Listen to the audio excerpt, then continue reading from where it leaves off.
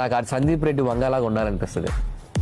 నాకు రియల్ లైఫ్లో అతనిలాగా బోల్డ్గా ఎవరైనా ఏదైనా కౌంటర్ చేస్తే అవతల వాళ్ళు క్వశ్చన్ అడిగే వాళ్ళు కూడా వణికేలా మాట్లాడతాడు. So that is the character. అండి welcome to reel connect YouTube channel. Mahesh Babu next cinema మొత్తం అందరూ అసలు ఏం సినిమా చేయబోతున్నాడు, ఏ డైరెక్టర్తో చేయబోతున్నాడు, విపరీతమైన న్యూస్ రాసేసుకున్నారు సోషల్ మీడియాలో. అది ఏదైనా కావచ్చు, లేకపోతే ఆ డైరెక్టర్తో చేస్తున్నాడు అనేది అది ఫేక్ న్యూస్ కావచ్చు, నిజమైన న్యూస్ కావచ్చు. కానీ విపరీతంగా ఎందుకు అంటే ఆల్మోస్ట్ వారణాసి షూటింగ్ దగ్గరలో అయిపోవచ్చింది కాబట్టి ఇంకా నెక్స్ట్ వీళ్ళు ఏం చేస్తారంటే సింపుల్గా ఒక అలా మహేష్ బాబు జనరల్గా ఏంటంటే ప్రతి సినిమా షూటింగ్ అయిపోయిన తర్వాత ఆబ్వియస్లీ కొన్ని రోజులు ఫారెన్ ట్రిప్కి వెళ్తాడు, అలా కొంచెం రిలాక్స్ అయిపోయి వచ్చిన తర్వాత అప్పుడు మళ్ళీ నెక్స్ట్ సినిమా ఏంటనేది ఆలోచిస్తాడు. కాబట్టి ఇప్పుడు స్పెక్యులేషన్స్ ఏంటంటే నిన్నటి వరకు బుచ్చిబాబు తోటి నెక్స్ట్ సినిమా తీయబోతున్నాడు అనేది ఒక స్పెక్యులేషన్ వచ్చింది.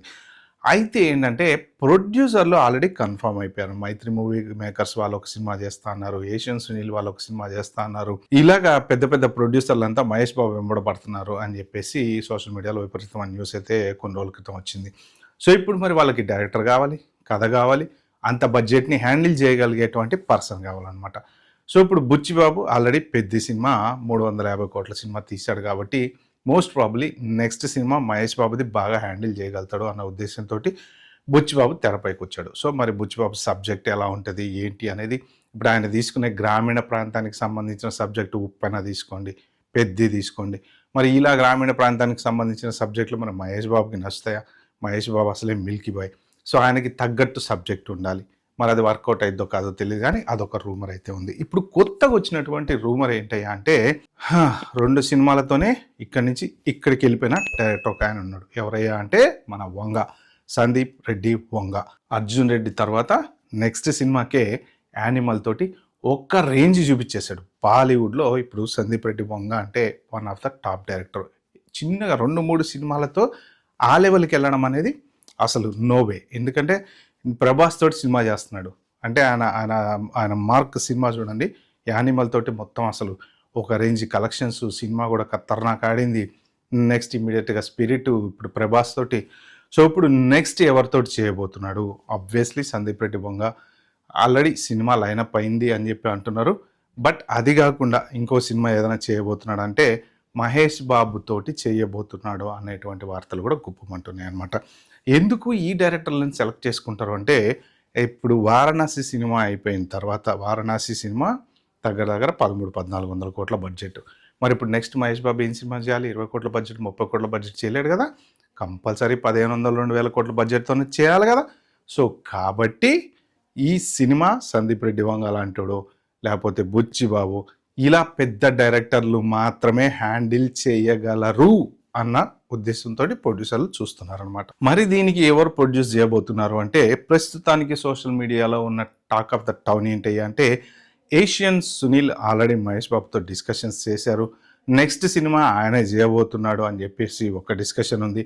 మైత్రి మూవీ మేకర్స్ వాళ్ళు కూడా మహేష్ బాబు డేట్స్ తీసేసుకున్నారు, వాళ్ళు చేయబోతున్నారని ఒక రూమర్ ఉంది. బట్ మొత్తానికైతే ఏషియన్ సునీలు, సందీప్ రెడ్డి వంగ, మహేష్ బాబు కాంబినేషన్లో సినిమా రావచ్చేమో అన్న స్పెక్యులేషన్స్ అయితే విపరీతంగా. మరి ఇది ఎంతవరకు కరెక్ట్ అనేది అయితే తెలియదులే. కానీ మరి మహేష్ బాబు ఏం చేశాడు? డెసిషన్ తీసుకున్నాడా? ఓకే అన్నాడా? కథ ఓకే అయిందా? మోర్ ఆర్ లెస్ వస్తున్న న్యూస్ ప్రకారం ఏంటంటే సందీప్ రెడ్డి వంగ మహేష్ బాబు కన్ఫామ్ అనేటువంటి న్యూస్ అయితే వస్తుంది. ఇంకా 100% అఫీషియల్గా ఎవరైనా అనౌన్స్ చేస్తే తప్ప మనకైతే తెలియదు అనమాట. అయితే ఇప్పుడు మరి మహేష్ బాబు ఒప్పుకున్నాడా అంటే జనరల్గా ఉన్న న్యూస్ ప్రకారం సోషల్ మీడియాలో మహేష్ బాబు ఒప్పుకోలేదని తెలుస్తుంది. ఎందుకు అంటే వారణాసి అనేది రిలీజ్ అయిన తర్వాత నెక్స్ట్ సినిమా ఎలా తీసుకోవాలి, ఎంత బడ్జెట్ సినిమా తీసుకోవాలి, మన రేంజ్ ఏంటి, ఇప్పుడు సినిమా అనేది రిలీజ్ అయ్యే వరకు తెలియదు సక్సెస్ అవుద్దా ఫెయిల్ అవుద్దా అని. So most probably Rajamouli cinema ఇప్పటివరకు ఫెయిల్యూర్స్ అనేవి లేవు ఎక్కడ. సో కాబట్టి ఈ సినిమా కూడా ఫెయిల్యూర్ అవుతుంది అనే క్వశ్చన్ అయితే ఎక్కడ లేదు, no doubt about it. So 100% 164 భాషల్లో వస్తున్నటువంటి సినిమా ఇది. First of its kind. మన తెలుగు డైరెక్టరు, తెలుగు హీరోతోటి 164 దేశాలలో ఈ సినిమాని ఎట్ ఏ టైం, ఇదివరకు వచ్చిన సినిమాలు కూడా రిలీజ్ అయినాయి. చైనాలో రిలీజ్ అయినాయి, జపానీస్లో రిలీజ్ అయినాయి. ఇప్పుడు జపాన్లో చూసుకుంటే ప్రభాస్కి మంచి ఫ్యాన్లు ఉన్నారు, రామ్ చరణ్కి మంచి ఫ్యాన్లు ఉన్నారు, అలా రిలీజ్ అయినాయి. కానీ ఎప్పుడైనా తెలుగు సినిమా ఈ పాన్ ఇండియా అయిపోయిన తర్వాత వరల్డ్ వైడ్ వాళ్ళ భాషల్లో డబ్బింగ్ చేసుకున్నారు. కానీ ఈ పర్టికులర్ సినిమా వచ్చేసి ఏంటి అంటే ఒకటేసారి వరల్డ్ వైడ్ అన్ని భాషల్లో రిలీజ్ చేయాలి అనేది రాజమౌళి ఎయిమ్ అనమాట. సో అందుకని చెప్పి 164 భాషల్లో రిలీజ్ అవుతున్నటువంటి ఫస్ట్ తెలుగు సినిమా ఇదే అని చెప్పుకోవచ్చు. సో ఇప్పుడు మరి ఈ సినిమా రిలీజ్ అయిన తర్వాత టాక్ ఎలా ఉంటుందో దాన్ని బట్టి రెమ్యూనరేషన్ పెంచాలా, తగ్గించాలా, లేకపోతే చిన్న బడ్జెట్ సినిమా చేయాలా, పెద్ద బడ్జెట్ సినిమా చేయాలా అనే డెసిషన్ మహేష్ బాబు తీసుకుంటాడనేసి కూడా న్యూస్ ఉందన్నమాట. సో ఆబ్వియస్లీ ఇంత పెద్ద సినిమా ఒకటేసారి చూడండి, మీరు గుంటూరు కారం అనుకోండి, లేకపోతే ఇలాంటి సినిమాల నుంచి ఒక్కటేసారి 1300 కోట్ల సినిమాకి వెళ్ళిపోయారంటే ఆలోచించండి. ఇప్పుడు నెక్స్ట్ వచ్చేటువంటి సినిమా ఖచ్చితంగా అదే లెవెల్ బడ్జెట్లో చేయాలి. ఎంత లేదన్నా 1000 కోట్ల బడ్జెట్ మినిమం సినిమా అయితే చేయాలి కదా. మరి అలాంటి దానికి ఎంత రెమ్యూనరేషన్ తీసుకోవాలి, కథ ఎలా ఉండాలి.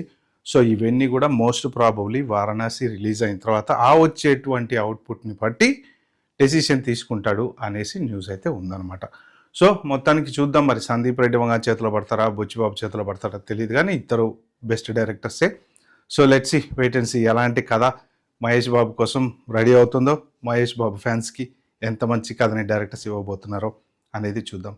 ఇలాంటి మంచి మంచి వీడియోస్ నా ఛానల్లో చూడాలంటే లైక్ చేసుకోండి, సబ్స్క్రైబ్ చేసుకోండి, అలాగే ఈ వీడియో 4 షేర్ చేయండి. బాయ్.